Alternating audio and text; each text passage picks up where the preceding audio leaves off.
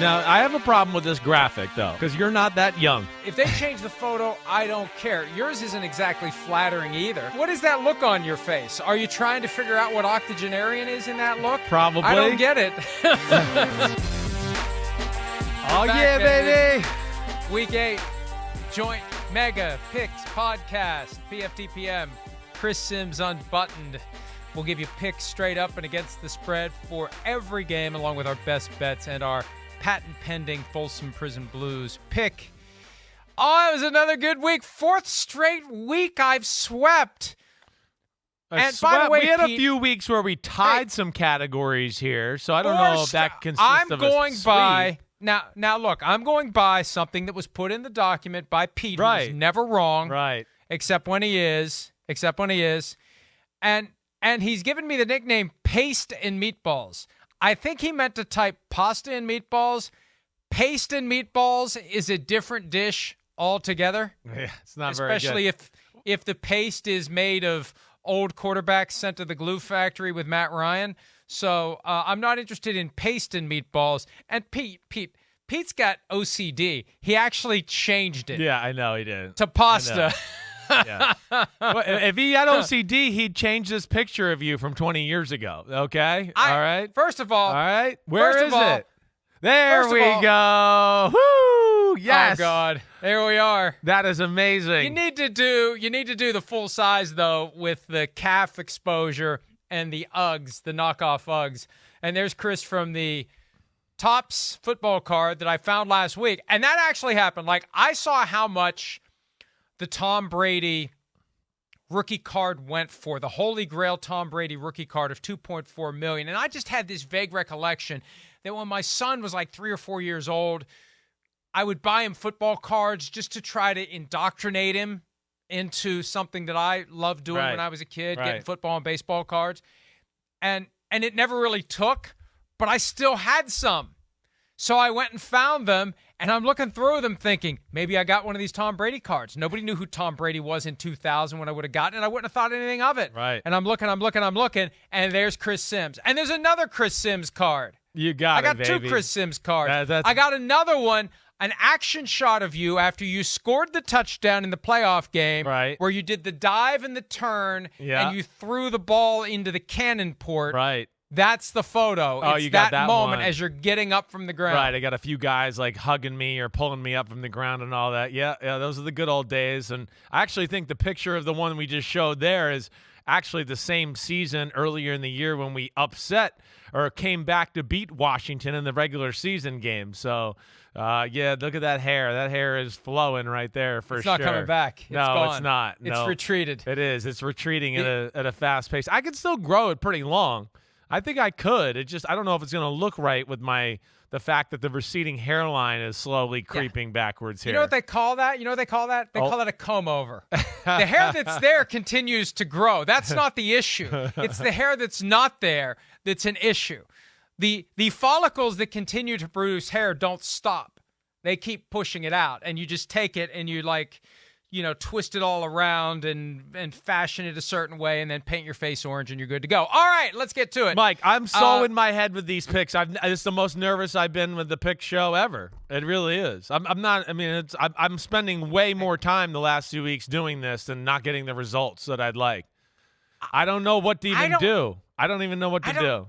I don't know how I've passed you in best bets. I've gone totally cold. That? Well, I was going back to look at last week and going like, wait, where did I go wrong? I was looking at that last week. I'm really not that disappointed with last week. When I look at it, okay, yeah. Hey, I didn't pick the Commanders to beat the Packers or the Panthers to beat the Bucks. I can deal with that. I picked the Giants to lose by a field goal. They won, by a field goal. I can live with those type of ones. It is the best bets that are killing me, though. They're making me feel worse about my weeks. The fact that I picked the Bucks as one of the best bets and the Patriots, that's where I've never gotten to this point where I'm questioning myself as much as I am right now, picking games and not being able to pick the one or two that I really like. It's crazy. I'm really feeling the pressure. I'm not even lying. It's bothering me. I'm consistently year in, year out around 60% straight up. I don't know that that's enough to make you money on a money line wager on a regular basis because that's not my world. I don't bet. But I'm feeling pretty good about how I'm doing against the spread. I'm 7 games above water against the spread. I don't know that that's enough thanks to the VIG to allow you to make money, but 56, 49, and 3 against the spread, I'll take that. Yeah. And we'll try to continue that. All odds provided by BetMGM. Let's get to it because there's only 2 teams on a bye this week, Chiefs and Chargers. Everybody else in the pool. And tonight, the Ravens face the Buccaneers in Tampa. Buccaneers 2-point favorites. It's too early to curse in this. You got hosed at the drive-thru by the Buccaneers last week. You made them a best bet. You thought they were going to turn it around. They got beat by 18 as 13-point favorites. Do they win tonight? Baltimore was a -1 favorite yesterday. Something's happened. The people in Vegas know something. The money's gone to the Bucs. It swung 3 points. The Bucs now 2-point favorites. Well, I think it's a little bit about what we talked about today. As far as, the Bucs, this isn't the worst matchup for their offense. And a defensive line that can't necessarily pressure by itself, right? We know you got to blitz Brady a little too much. He's seen it. He's going to find the right places to go. The teams we see him continue to struggle again don't have to blitz. Like the Steelers 2 weeks ago, like last week against the Carolina Panthers. They have front fours that they don't have to spend extra people to get to the quarterback, and then they're allowed to get to him. And now with that front four, and he's jumpy right now. So the Ravens defense has been better. They certainly have found their way. Where I do worry about them is that, yes, Brady will have just enough time to kind of slowly pick them apart. Then there's the other side of the ball where, the Bucs defense is good. It's just not dominant at all. And that's where they're not dominant and they don't cause a lot of turnovers as of right now. And that's where they're different. And the Ravens got a big O-line. We know that. The Bucs get pushed around a little bit. You heard me say today, Vita Vea is the only guy that can really hold his ground in the run game as an interior offensive lineman. But I also worry about the fact that the Ravens pass game is, yes, simpler, and teams have definitely caught on kind of how to cover it or manage it so it doesn't explode like it did early in the year. I don't know. Having said all of that, I just think I'm going to go with the Ravens in this one. I'm going to go with Lamar Jackson, a team that I think is just hungrier rather than the team that's like trying to figure things out and what the hell's going on and does look like a little bit of a deer in the headlights right now. And with the Ravens and the way they've played defense the last few weeks, good disguises, not having to blitz too much and all that, I'm going to take them to win on the road here. I am. I'm going to go 24-17 Ravens. I got 27-23 Ravens. Look, part of this is the Buccaneers piss me off because I keep thinking they're going to win and they keep losing. Yeah, that's what I'm done with it. I'm done. No further faith in them. And if they want to use that as motivation that, people think we're going to lose this week, well, it's because you've sucked lately. You've lost 4 out of 5 games. And they can say all they want, well, we're really going to turn it around now. The spirit is willing, but flesh is weak. I said that earlier today in relation to the Packers, I think, and we'll probably be saying it again later. I don't think the Bucs have the horses, and right now, changing the guard. We got Josh Allen and Aaron Rodgers on Sunday night. We got Lamar Jackson and Tom Brady on Thursday night. This is an opportunity for the Ravens to kind of slam the door on the Buccaneers. And as I said earlier, John Harbaugh, keenly aware of that Ravens-Patriots rivalry and Tom Brady's role in it, he will relish the opportunity to make Brady look even more old and frail and done. 27-23, Ravens win. Won't surprise me if the Bucs win, though, because lately on Thursday nights, I have sucked. I've lost like 3 straight Thursday nights, so maybe I'm due. One of us is due. The Bucs are due, or I'm due, and you're due. We'll find out. Well, tonight. Thursday night's tough, as we always know. And again, the other thing, that's where I kind of went with, I think it's a little bit of a disadvantage, honestly, for the Bucs in this one, because you got to worry about, hey, how do we figure out how to stop the Lamar run game and some of that stuff to where you don't have extra days to kind of toy with that idea for a struggling, run defense as of right now. But you're right. I mean, it's scary. It's not going to be my best bet. It's not. But I think with the fact that the Bucs can't run the ball at all and that I don't expect them to be able to do that against the Ravens. And now the Ravens, okay, now we know they're going to pass and we can play that type of defense. I think it plays in their favor. And to your point, I just think the Ravens are a hungrier team where the Bucs just they are what they are. I'm not giving up on them. They still can make the playoffs, but they're right around, they're mediocre. That's all there is to say it. Pete is still tinkering with my nickname. Now it's paste or pasta in meatballs. Pete, we've moved on from that.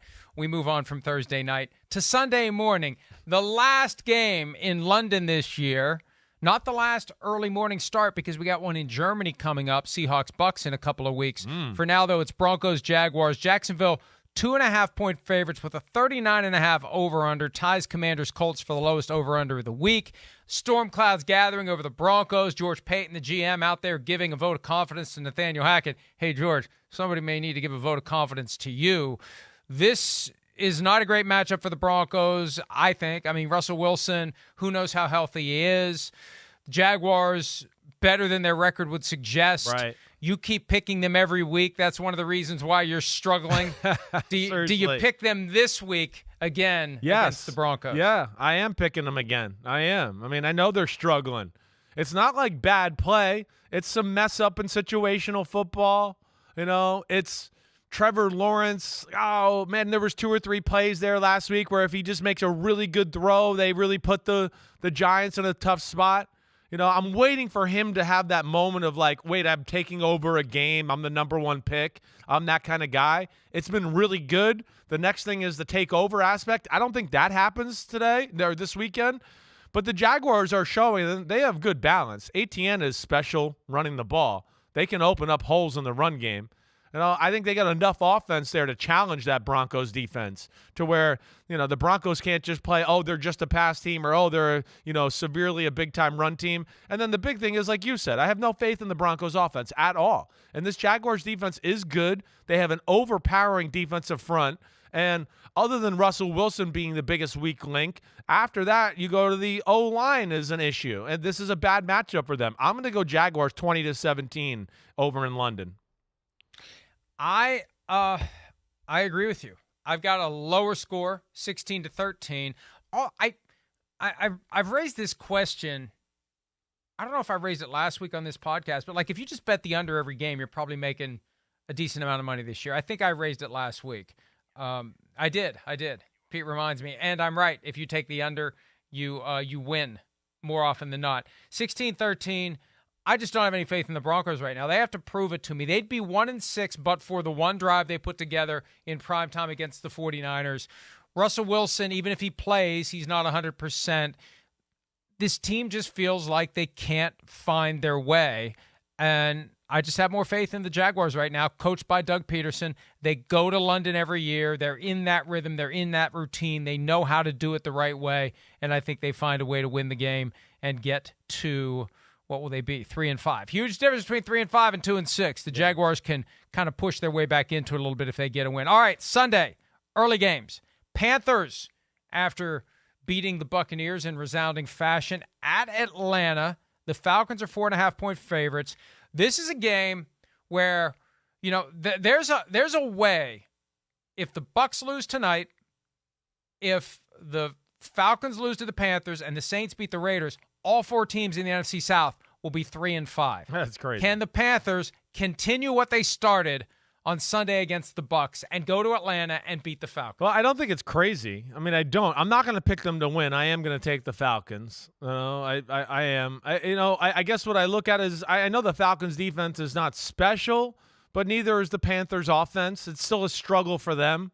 I don't expect them to be able to break the type of runs that they broke last week against the Tampa Bay Buccaneers. The Falcons have been pretty good against the run throughout the whole year. I do expect the Falcons to be able to run the ball a little bit on the Panthers. I mean, I think this is going to be an ugly football game. That's really kind of how I see it. And it just at home, that type of game, seems to be more comforting to the Falcons than anything. I'm going to go with them to kind of get back on track. I'm not going to pick them to cover the spread. 4.5 is too much for me, but I'm going to go Falcons 20-17. It's funny. We've been here before where you pick a game 20-17 for one team, and I say 24-20 for the other with that late touchdown. That happened in the Giants-Ravens game a couple of weeks ago, and the final score, Giants 24, Ravens 20. I'm doing the same thing here. Yeah. I can't ignore what Steve Wilkes was able to do to beat the Buccaneers. And yes, it all may have started with the Mike Evans drop, and maybe you change that play and the Panthers don't win that game, but they did. And they've got faith in Steve Wilkes. They believe in each other. They're rallying around themselves. They believe the defense is good enough.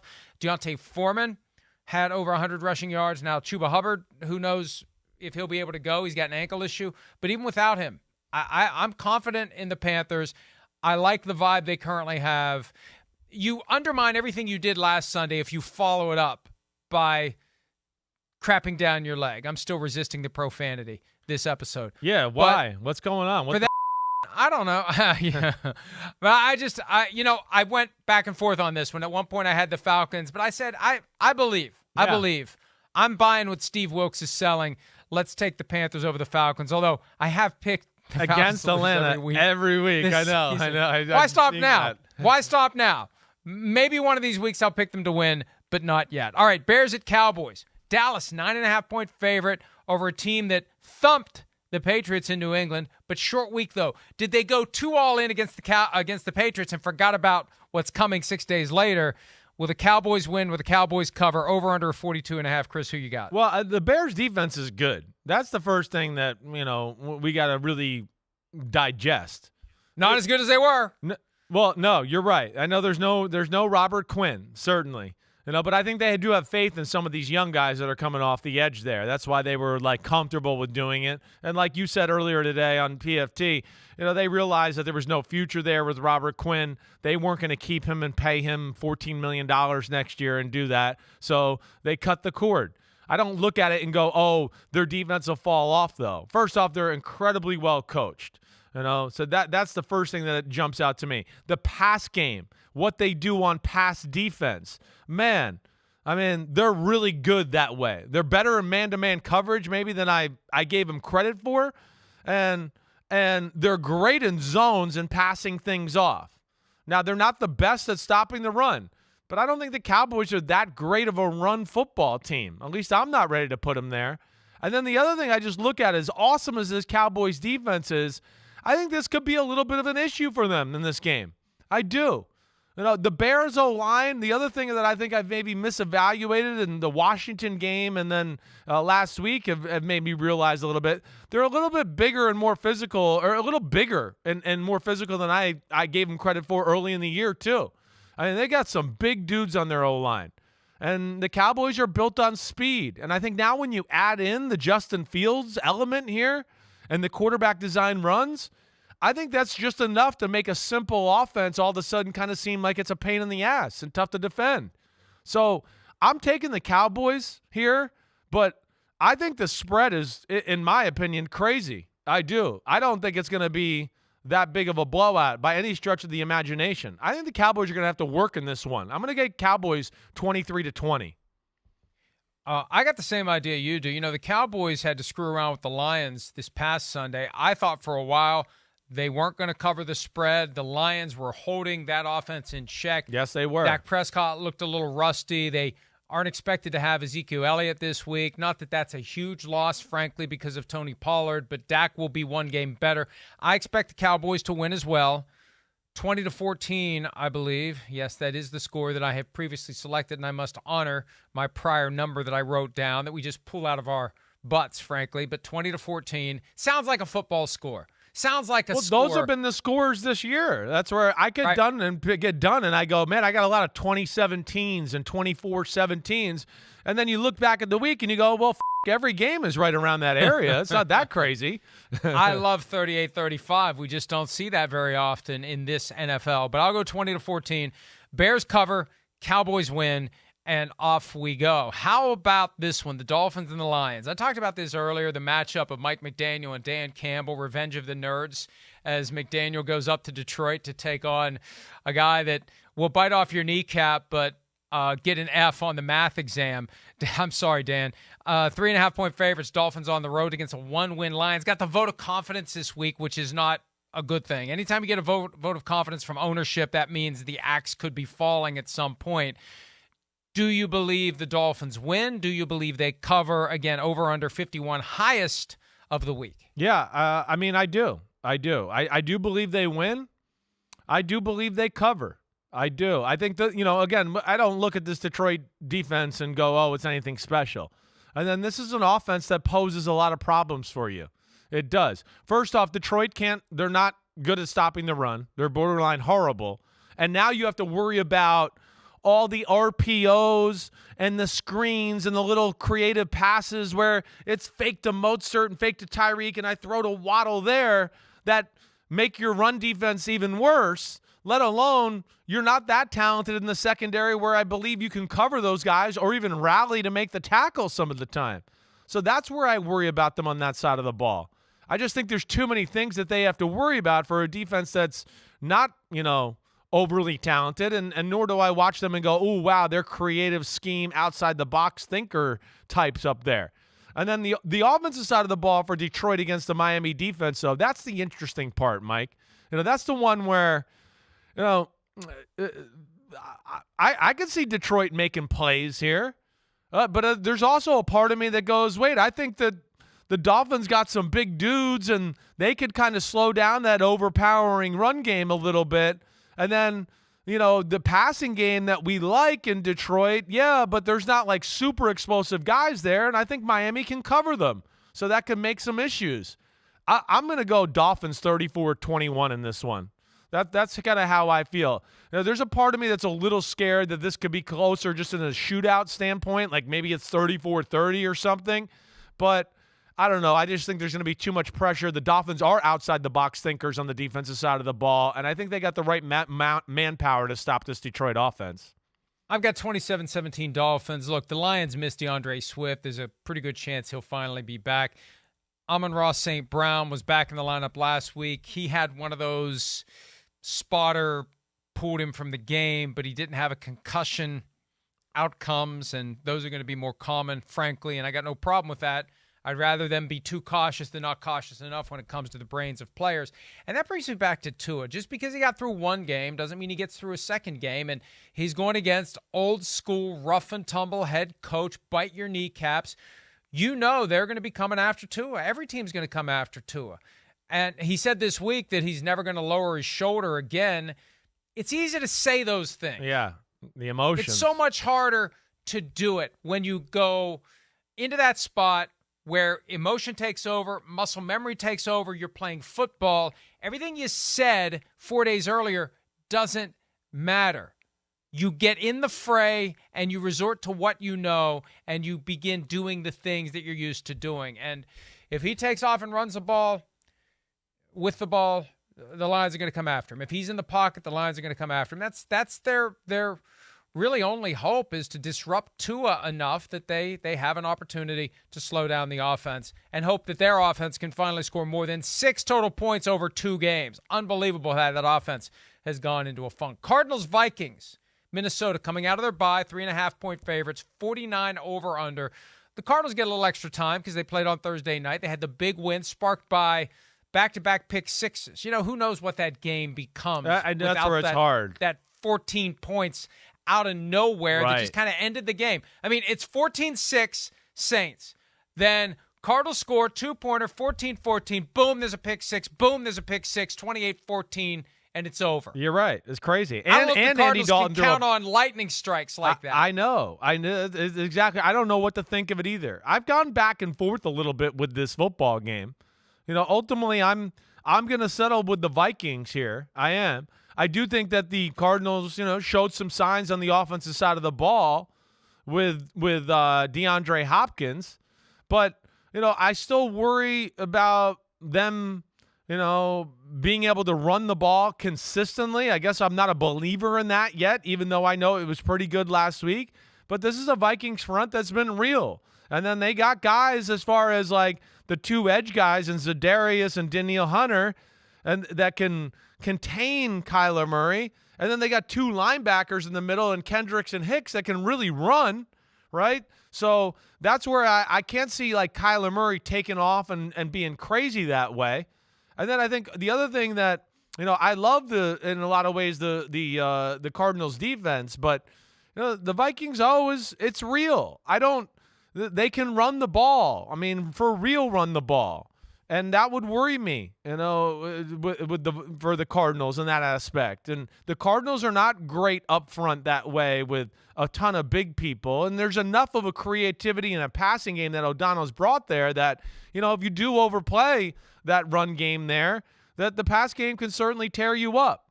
I almost thought about making this maybe like, hey, the Cardinals got a mojo going, the Vikings maybe asleep and feeling themselves after a bye week.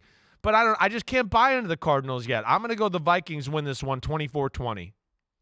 Yeah, I've got the same margin. I just have a little more scoring, 28-24. Look, I'm concerned what Kyler Murray can do to the Vikings defense because Justin Fields did some things to the Vikings defense. Yep, right. And if Kyler Murray's going to take off and run the ball, I don't know if the Vikings can track him down. There was that play that was called back because of a penalty where, as you said at the time, it looked like Mike Vick against the Vikings 20 years ago. It had everything but the Keystone Cops with two guys running into each other as the quarterback ran past them. And I think Kyler Murray can do that to the Vikings. Even though the defense was better in their last game at Miami, the defense still has more work to do, and they're somehow 5-1. This would not surprise me if this is a trap for the Vikings. They've got two winnable games before they have to go to Buffalo. Yes. They've got this one, then they have to go to Washington, and they should be 7-1 when they go to Buffalo and get the crap stomped out of them there.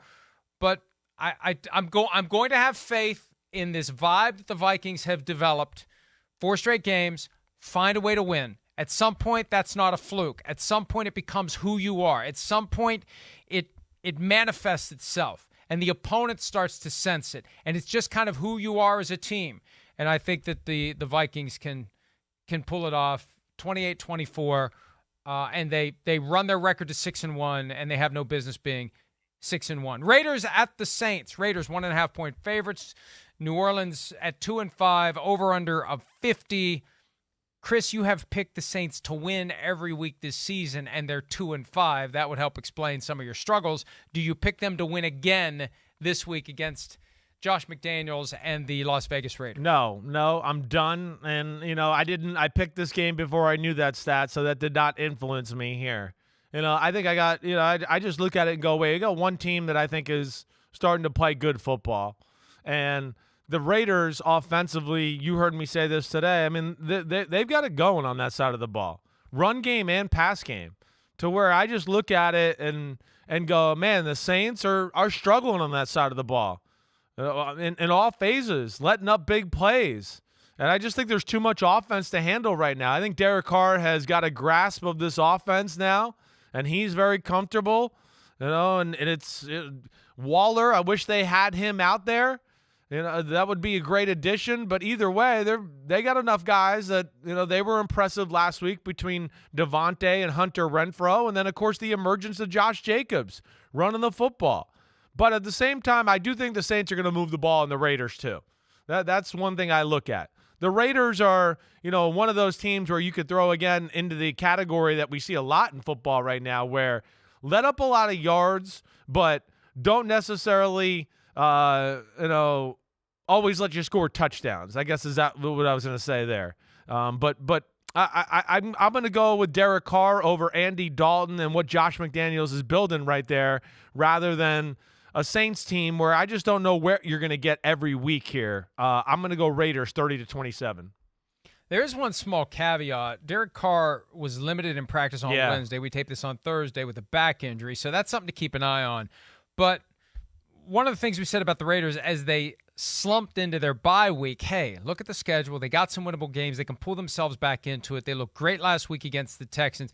And Josh Jacobs, they just pissed him off enough to wake him up and make him better than ever. And I know Josh McDaniels, that Patriots vibe of it's a different running back every week, it's game plan specific. I think they've realized, you know what, we got a guy who can you go with him. that. Right. Just go with him. Right. And they didn't pick up the fifth-year option.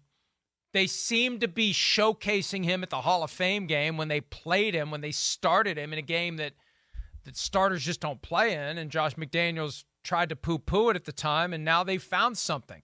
So I got Vegas 24-20 to beat the Saints and to send them into a full-blown tailspin, and it underscores my position Sean Payton's not walking through that door, and no one has replaced Sean Payton in that team. You can't just pull out one of the great coaches of the past 20 years and expect everything to be fine when you consider everything Payton did to make that team competitive. So I think the Raiders go in and win, and the Saints, but for the fact that they're in the NFC South where they still could turn it around, 2-6 is not the way you want to start your season. All right, Patriots at the Jets. And even though the Jets are 5-2, and even though the Patriots are an enigma, the Patriots are still favored to win the game by 2.5 points. They master the Jets. They own the Jets. Bill Belichick still hates the Jets. I resign as HC of the easy for him to say, NYJ. Do the Patriots extend their winning streak? I think it's currently 12 over the Jets. They get it to 13 in New York, 40.5 over under. Chris, who do you like? Yeah, I think it's a tough matchup for the Jets. I do. And I got to think that the Patriots going to be a little pissed off too with the way they played last week. I think that plays in the favor of them. The Jets offense, it's certainly not been special as of late. We know that they've played some really good defenses. The one thing they've done in just about all these games, though, even though the statistical output has not been great, they've made plays. But one of their big playmakers is not going to be there in Breece Hall. And I don't know if I trust the pass game of the Jets right now that they can carry the team here versus the New England Patriots defense. They have lost their rhythm, like I said. They throw too many balls over the middle in the New York Jets. Everything is over this way, which has got to change a little bit, all right? But I look at that and go, yeah, for an offense that's not hitting on all cylinders and kind of been playing it close to the vest, hey, this is a good defense they're playing who understands their scheme. And then I just think when the other side of the ball, the Jets defense is fast, it's quick, we know that, but I'm not sitting here ready to say it's dominant yet. They've been fortunate. They've played some, very ordinary offenses, very conservative offenses the last few weeks. Not to say that New England's like game breakers, but I do think New England is trying to push the ball down the field, and I think they got some speed there. And I do think they're going to be able to run the ball on the Jets. So I think between that, I'm going to pick them to win a tough football game. I'm going to go 21. What did I have? 21-17 Patriots. I've got the Patriots 17-14. It just feels like a game where Bill Belichick is going to dig deep, is going to plan and scheme and understand and know and coach his way through the weeds to get a win that they desperately need. They have to beat the Jets. They have to get their ship righted after what happened on Monday night. It was such a stunner to lose in that fashion, and there are a few coaches that I would trust to be able to turn it around that quickly on a short week and make it happen. But this is all hands on deck. This is must go beat the Jets. This is try to get things moving in the right direction. And from the Jets' perspective, hey, if they lose, they're still 5-3, and things are still looking good. You're not going to win them all, and the Patriots are going to continue to be a team that is a very tough opponent for the Jets every time they play. All right, Steelers, Eagles. Once every 4 years, the two Pennsylvania teams get together. The Eagles, undefeated. The Steelers, 2-5. The Eagles, 10.5-point favorites with an over-under of 43.5. Could the Steelers actually end up 2-6 going into their bye? I think they will. Chris, let me just go ahead and say this. Yeah. Every time I start to believe in the Steelers, they do it to me at the drive-thru. And then I go the other way, and then they win. So I fully expect them to end up winning this game because I'm going to pick the Eagles to win 31-17, covering the spread. I just feel like the Steelers don't have the horses to match the Eagles, and I think what happened in Miami on Sunday night was the backbreaker. The dropped interceptions. Kenny Pickett, he shows flashes, but he's got a long way to go. And I just think this Eagles team coming off of their bye, they've got the vibe, they've got the magic, they've got the sparkle, they've got the talent. They're not going to step into a pothole against a team that they know is very dangerous. I think the Eagles win. Yeah, I'm with you there too. I mean, I can't. And the Eagles are the most consistent, well-rounded football team in the sport. And we saw that. Yeah, the Dolphins were close to making even some more plays on that Steelers defense last week. And of course, this is an offense that's better than the Dolphins, and it has a more overpowering offensive line that they have to really respect and worry about there. let alone some of the A.J. Brown, Devontae Smiths type stuff that the Dolphins did on the edge and made life hard on them.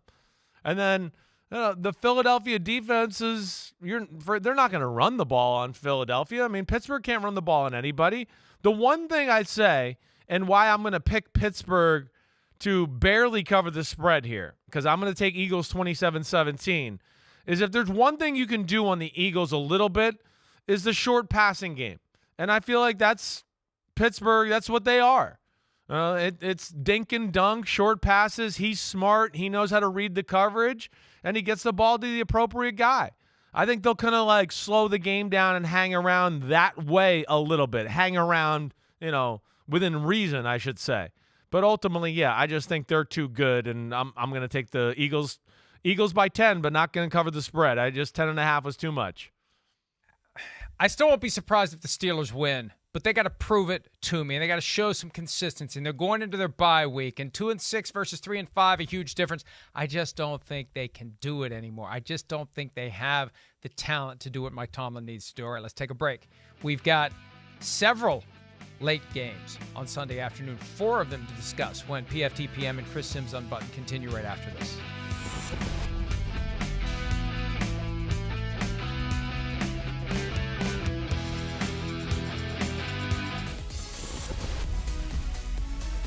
PFTPM, Chris Simms Unbuttoned, Week 8 Joint Mega Picks Podcast. 4 o'clock games. I don't know how Titans-Texans ended up as a 4 o'clock game, but it is. The Titans, 2-point favorites, only 2-point favorites at the Jack Easterby-less Houston Texans, 40.5 over-under. Chris, you have picked the Texans to lose every week this season. Well, that's not that bad. They've lost more often than they've won. Yes, How right. dare you disrespect a team that's incapable of winning many games? Do the Titans continue that quiet, low-key assault on the AFC South? Yes, they do. I do, and I expect them to kind of control the football game. The Titans, they've shown they can stop the run, and that's really all I worry about when you play the Houston Texans. And I know Davis Mills can have moments of being efficient and doing some good things, but not to the point where it scares you that, oh, wow, they're going to be explosive in the pass game and do some crazy stuff that way. So that's where I don't think they're good enough in that area to take advantage of maybe a weakness or a weakness of this Tennessee Titans football team. And I just think the Tennessee Titans, the Texans too, not very good on defense. And I know the Tennessee Titans can't throw the ball all that way, but I think they're, as we've said even a little last week, the formula is starting to work as far as running the football, being consistently good with it. And they're kind of playing their style of ball. I just don't see that changing here with the Houston Texans. Even though I know they give them problems, Houston is just, everybody runs on them. Everybody. And now they're going to play this team. I just have a hard time picking them or thinking that they can stay close to that spread. I'm going to take the Titans 24-16. The only hope for the Texans would be if Ryan Tannehill can't go or if he's severely limited, but they still have Derrick Henry. And hey, Malik Willis, give him a whole week to get ready. Who knows what he can do? I like the Titans in this just because I like the vibe the Titans have. Quiet, under the radar, just check boxes, win games, stay competitive, and keep moving toward an AFC South crown. Titans win 28-20. Let's move on to another game involving an AFC South team. This one with a new quarterback. It's a Taylor Heineke-Sam Ehlinger matchup, and there's a chance it could be interesting. I don't know. Couple of quarterbacks who have similar styles. Pocket starts to break down. They have the mobility to make something happen, extend the play. Is it crazy to think they come? I mean, look at the records here. This is one where when you think about the teams, you think they both suck. All due respect. Then you see the records. Commanders are 3-4. Colts 3-1. Whoever wins this game isn't in bad shape, Chris. Who do you think it's going to be? No, I know. I've gone back and forth with this football game. I honestly, I want to pick the Colts. I think the only thing I worry about a little bit is just going, man, it is your first game, Sam Ehlinger. And it is the Washington defense that, we know can cause problems for a quarterback. And then you're not a team that's been, very good at running the football or being consistent in that area. Now, that's where it's like I do give them a little advantage. I think we might see some parts of their offense that are different this week. And the big thing is, they can stretch the field a little bit with Sam Ellinger's arm. He can scramble and maybe extend a few drives by getting a first down. There's the quarterback run, possibility and the design run there. I mean, he's a big, strong guy. I mean, if I remember correctly from watching his days at Texas, he's 6'3", 235, close to 240. I don't think people realize how big Sam Ellinger is. He's thick. So I think you might see a different style of football that catches the Commanders off guard. And the other thing here is, the Commanders, we know they can, they got some dangerous people in the pass game. But, man, the Colts can play pass defense, and they can rush the passer. And the Commanders don't have a run game. And even though they won last week, Taylor Heineke did his best to throw 3, 4, 5 interceptions. I mean, the Packers dropped 4 to 5 interceptions, 2 or 3 pick sixes, and they had 1 pick six. So I'm going to go with the Colts here. Even though, my football intuition wants to go, don't pick the team that starts a quarterback that's never started in the NFL. I think they're going to beat into his brain so much of just hey, run the ball, scramble, take a sack. Don't try to throw it like Matt Ryan as you're getting hit or anything. 17-16, Colts on a close one. By the way, the Colts are 3-point favorites with an over-under of 39.5. I neglected to mention that. How dare you. And I have picked Washington to lose every single week. Oh, that's because the Dan Snyder factor. My apologies, Daniel and Tanya Snyder. You can't. You want to every week. You go. You probably get to that game and go. Dysfunctional teams do dysfunctional things. I'm gonna pick against them. By the way, speaking of dysfunctional, it's Ellinger, not Ellinger. And how dare you mispronounce the name of the little boy I know who aspired to be you. He was you. I'm Chris Simms, he declared at a youthful age. While he was still in diapers, I'm Chris Simms. I hope that one of these days he ends up sitting across from you and pointing out that my name is Ellinger, not Ellinger. It's I have the hardest. I constantly do this. Constantly. And and listen, this is one of the coolest things I ever saw. It was a great honor. They played this again, Texas, Oklahoma, his senior year, and he's in the backyard there. Before my junior year, that would be August 18th, 2001, where, I don't know, that year I think we were preseason number 2 team in the country. We were damn good. That was cool. And I know I got to get his damn right, Sam Ellinger. I'm sorry about that. I'm rooting for him though. Yeah, sure you are. I hope that when the two of you finally meet, yep, you say I'm Chris Simms, and he says I'm Major Applewhite. He won't do that. He doesn't like him. He likes Chris Simms. That was a long time ago. Right. All right, let's get to it. Sorry, you got to bleep out 4 syllables there, Kristen.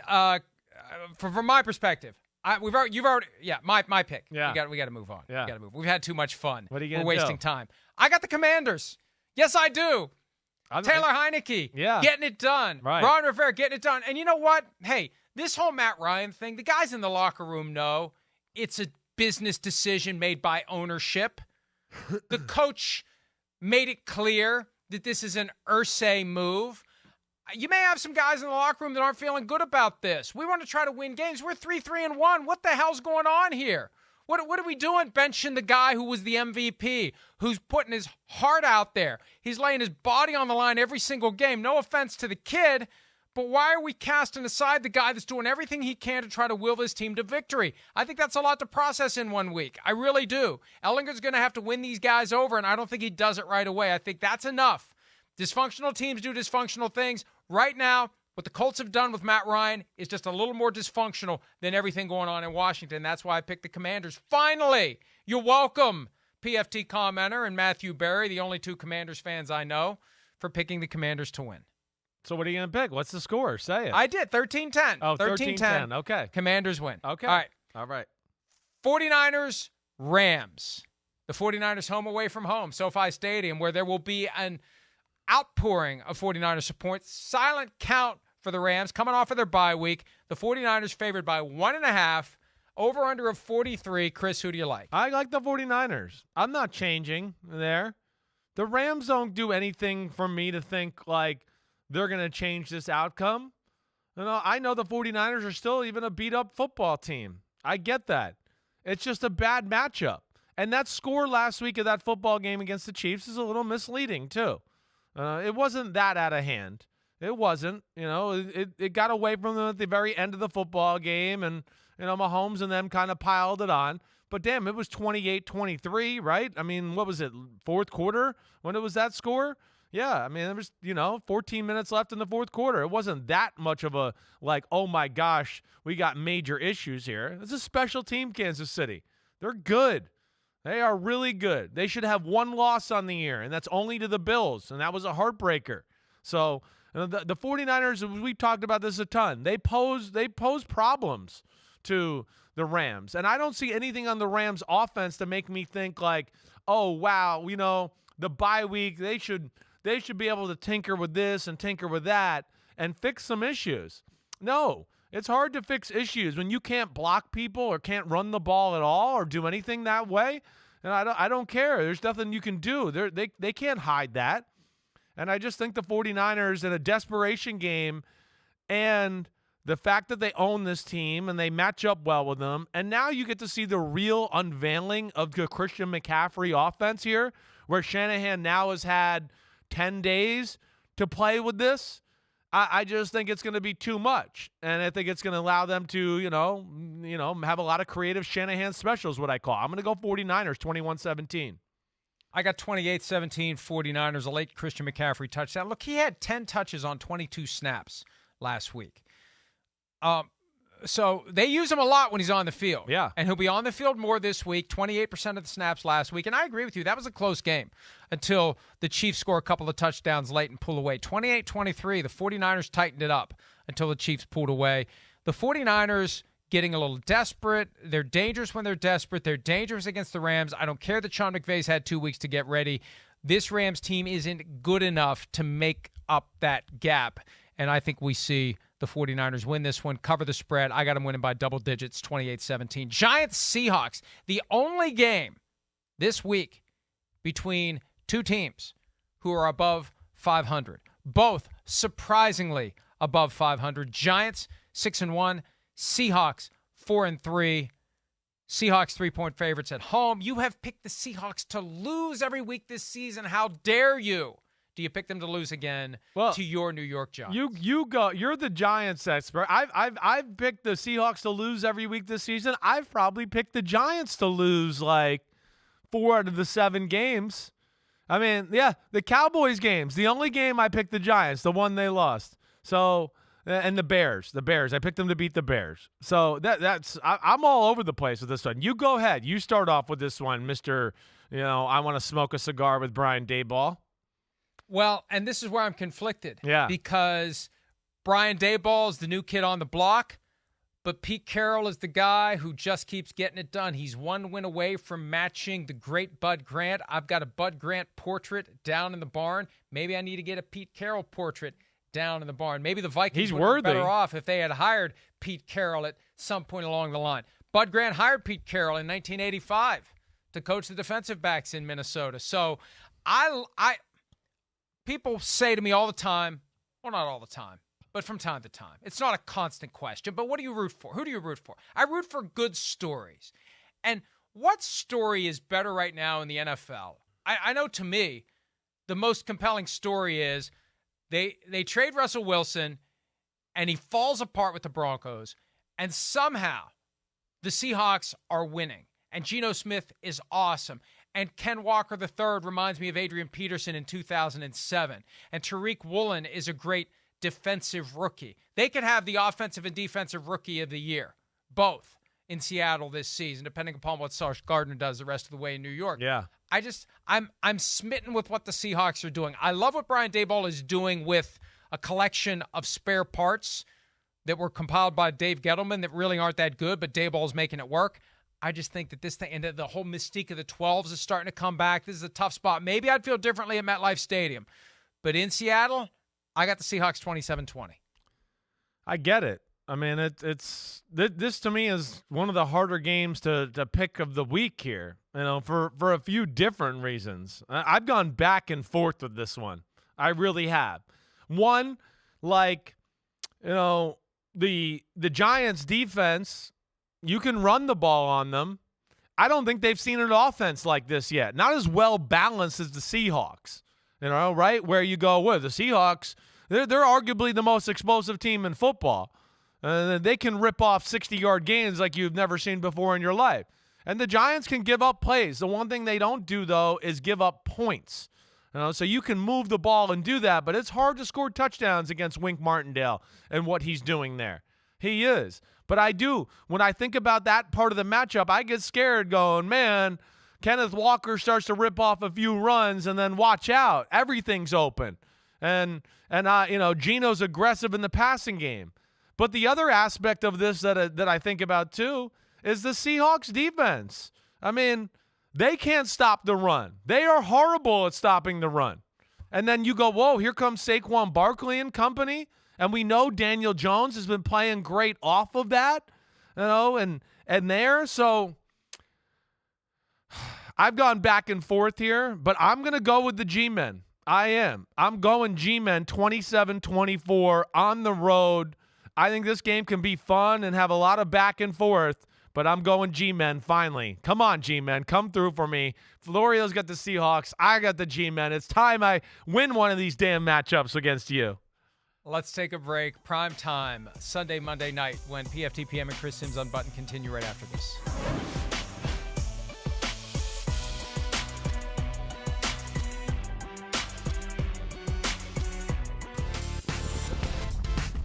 Sunday Night Football, the Green Bay Packers at the Buffalo Bills. Good Lord, the Bills are favored by 11.5 points with an over-under of 47.5. Does your boy Blue overcome the greatest quarterback of all time, in your opinion? Oh, yeah. Yes, he does overcome it, and he does. And again, I still think Aaron Rodgers is amazing, but he ain't on the same playing field as my boy Blue right now.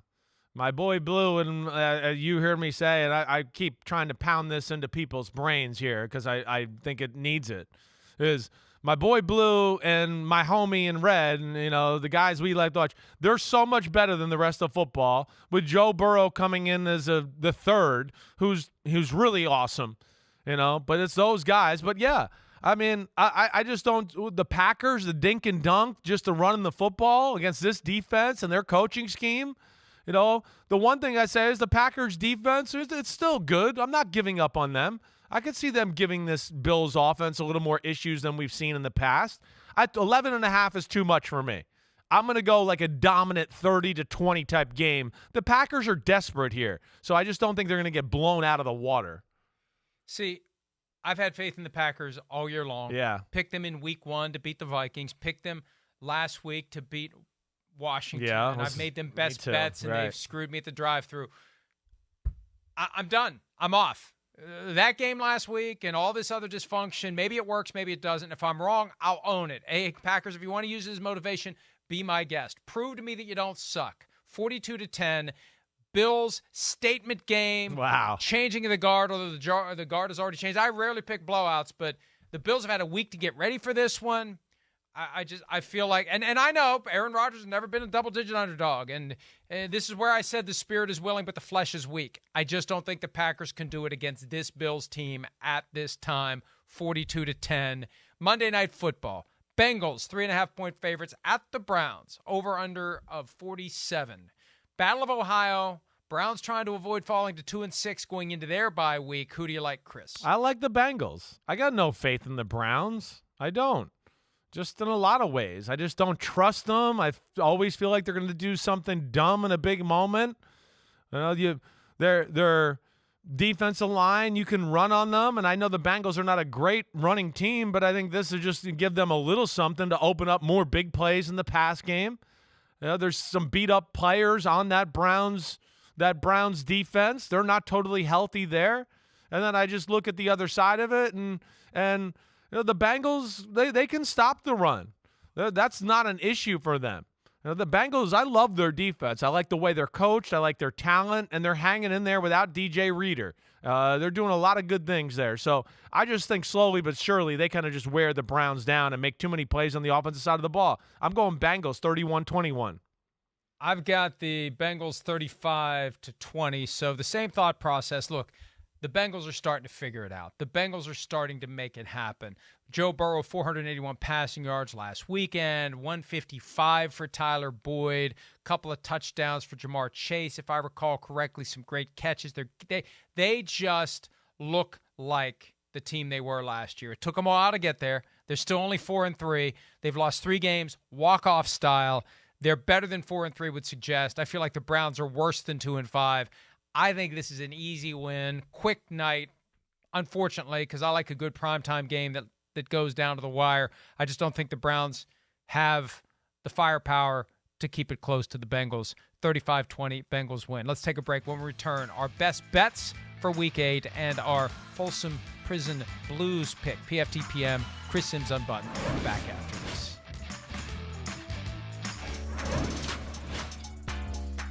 All right, best bets time. We both suck this year.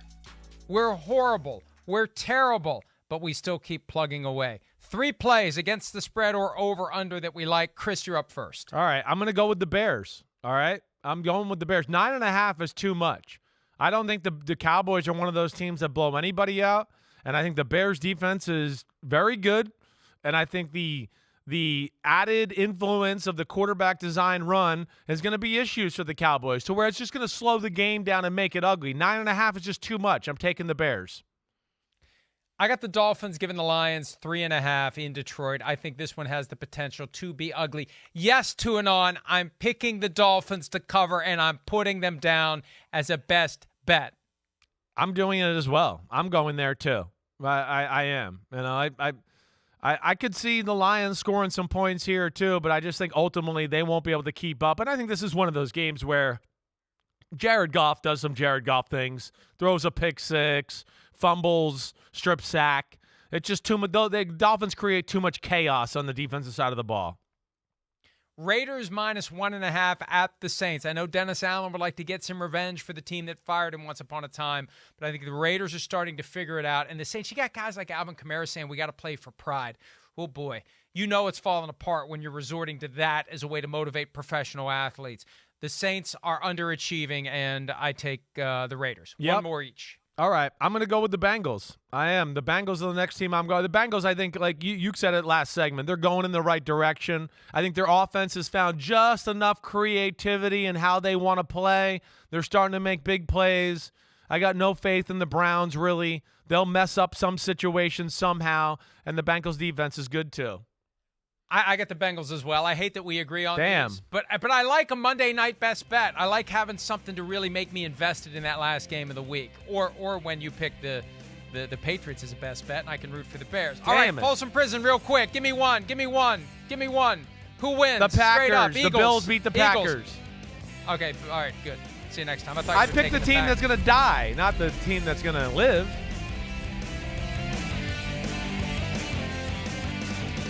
Thanks for watching, homies. Hit subscribe to see all my unbuttoned videos. You get to see me, Ahmed Fareed, all the big player breakdowns, game breakdowns, player interviews, and my film analysis. So please subscribe. Chris Simms Unbuttoned. Peace out.